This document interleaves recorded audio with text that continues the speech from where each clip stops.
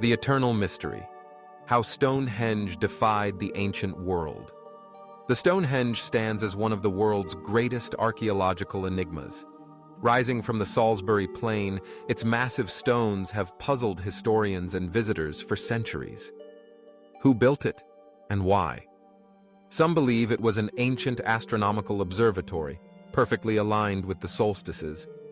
Others suggest it was a ceremonial site, or even a burial ground for prehistoric elites. Despite countless theories, the true purpose of Stonehenge remains shrouded in mystery, inviting wonder and speculation to this very day. Rising from the Salisbury Plain, Stonehenge has puzzled historians and archaeologists for centuries. Built over 4,000 years ago, its massive stones, some weighing up to 25 tons, were transported from distant quarries, a task that seems impossible without modern technology. The true purpose of Stonehenge remains a mystery. Was it an ancient observatory, a sacred burial ground, or a gathering place for rituals? Its precise alignment with the solstices suggests a deep understanding of astronomy, defying our expectations of ancient engineering. Picture this. It's 3100 BCE, and you're standing on the windswept Salisbury Plain. There are no cities, no metal tools, no written language. Yet somehow, someone is orchestrating the construction of one of humanity's most enduring puzzles, a monument so sophisticated that it would challenge even modern engineering. Welcome to the greatest construction mystery of the prehistoric world. The audacity of Stonehenge isn't just in its survival, it's in its very conception. When the first earthworks were begun around 3100 BCE, the wheel hadn't even been invented in Britain. The pyramids of Giza were still centuries away. Yet here, in this seemingly unremarkable patch of English countryside, our ancestors embarked on a construction project that would span 1,500 years and require a level of astronomical knowledge that wouldn't be seen again until the rise of classical civilizations. The impossible task. The numbers alone should have made Stonehenge impossible. The largest sarsen stones, those towering trilithons that form the monument's iconic silhouette, weigh up to 25 tons each. That's equivalent to 4 African elephants, standing upright in perfect formation. The smaller blue stones, transported from Wales, may seem modest at 2 to 5 tons apiece, but consider this. They were moved 150 miles across prehistoric Britain, through forests, rivers, and mountains, by people who had never seen a horse pull a cart. How do you move a 25-ton stone without machinery? The answer lies in humanity's greatest tool, collective ingenuity.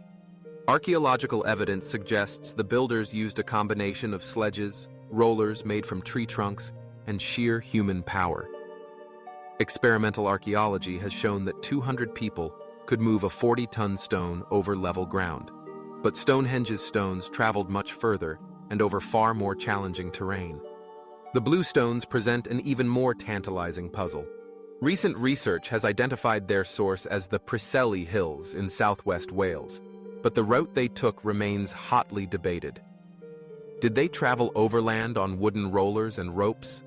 Were they floated on rafts along the Welsh coast, up the River Avon, and then dragged the final distance? Some evidence suggests both methods were used, indicating a level of logistical planning that rivals modern construction projects. But here's where the story takes an unexpected turn. Recent discoveries suggest some of these stones may have been standing in Wales for centuries before being dismantled and moved to Stonehenge. Archaeologists have found empty stone holes at Waun Mon in Wales that perfectly match some of Stonehenge's blue stones. This means our ancestors weren't just building a monument, they were relocating one, stone by massive stone, across the width of Britain. The master plan, revealed, the construction of Stonehenge unfolded in distinct phases, each more ambitious than the last. Phase 1, beginning around 3100 BCE, established the circular earthwork bank and ditch that still surrounds the monument. This wasn't merely functional, it was ceremonial, creating a sacred boundary that would define the site for millennia. Phase 2, around 2150 BCE, saw the arrival of the blue stones, arranged in a double circle that was later dismantled. But it's phase 3, beginning around 2550 BCE, that represents the monument's masterstroke. This is when the massive sarsen stones were erected in their current configuration, a circle of standing stones topped by lintels, with the famous trilithons arranged in a horseshoe pattern within. The precision required for this phase was extraordinary. Each lintel stone had to be shaped to fit perfectly atop its supporting uprights, creating smooth curves and tight joints using only stone tools. The builders used mortise and tenon joints, woodworking techniques adapted for stone, and carefully calculated curves so that the lintels would form perfect circles when viewed from within. The astronomical computer. But perhaps most remarkable of all is Stonehenge's function as a prehistoric computer. The monument's alignment with celestial events is no accident.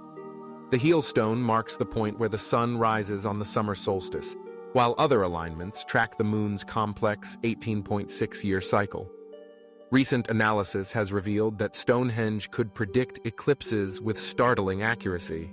This astronomical sophistication suggests that Stonehenge's builders possessed mathematical and observational skills that wouldn't be matched in Europe for another 1,000 years.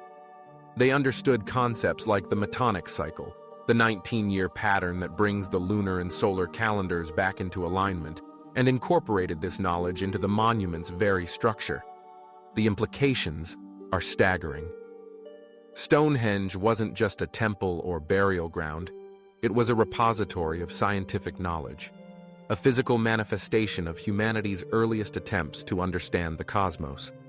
The 56 Aubrey holes that ring the monument may have served as a counting system for predicting eclipses, making Stonehenge humanity's first analog computer. The society behind the stones. Who were these master builders? Recent archaeological discoveries have revolutionized our understanding of Neolithic Britain. Far from being simple farmers, the people who built Stonehenge were part of a sophisticated society with extensive trade networks, advanced astronomical knowledge, and the organizational capacity to sustain massive construction projects across generations. Evidence from the surrounding landscape reveals a complex ceremonial center. The avenue, a parallel bank and ditch system, connected Stonehenge to the River Avon, creating a processional route nearly 2 miles long. Nearby Durrington Walls, one of Europe's largest henge monuments, housed thousands of people during seasonal gatherings, their refuse pits filled with the bones of feasted pigs and cattle brought from across Britain. This wasn't a primitive society. It was a Bronze Age civilization capable of mobilizing resources on a continental scale. Cremated remains at Stonehenge show that people traveled from as far as Scotland and Wales to be buried there, suggesting the monument's influence extended far beyond its immediate surroundings. The enduring mystery. Here's what makes Stonehenge truly extraordinary. After more than a century of archaeological investigation, it still guards its deepest secrets. Every new discovery raises more questions than it answers.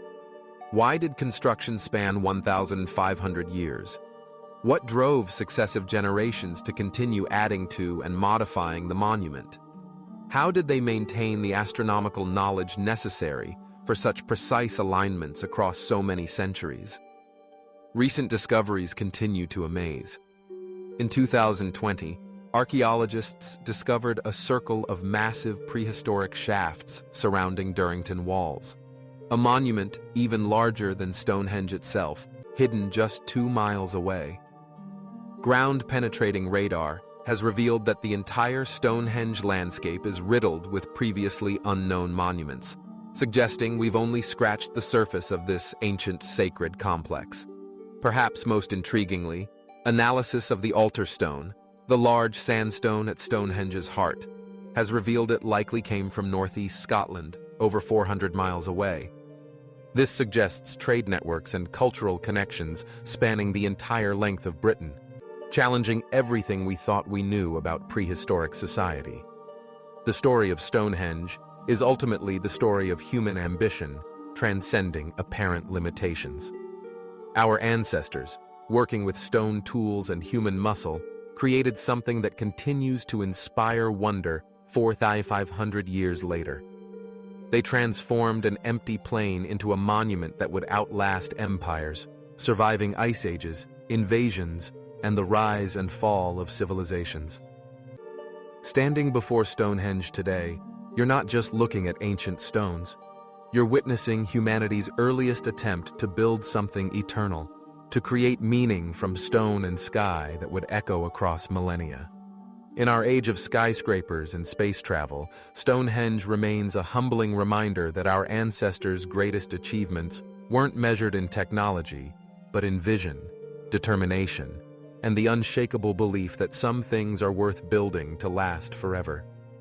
The mystery endures, and perhaps that's exactly as it should be. Some puzzles are more powerful unsolved, continuing to challenge each generation to look deeper, think harder, and never assume we understand everything about those who came before us.